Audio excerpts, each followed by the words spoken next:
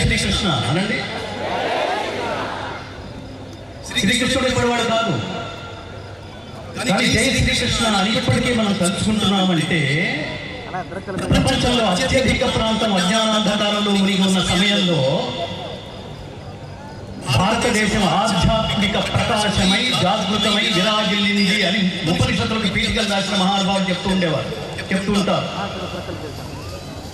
ప్రపంచంలో ఏది జ్ఞానమో ఏది అజ్ఞానమో, జీవితం అంటే ఏమిటో మొత్తం కన్ఫ్యూజన్లో ఉన్న సమయంలో అర్జునుడి నిమిత్తంగా చేసుకునే ప్రపంచ మానవాళికి దేశ కాల జాత్యాదులకు అతీతంగా ఎక్స్పైరీ డేట్ లేని ఒక పాఠం చెప్పాడు, జీవిత పాఠం. దాని పేరు భగవద్గీత. అది చెప్పిన విశ్వాచార్యుడు, విశ్వగురువు కృష్ణం వందే. సూపర్.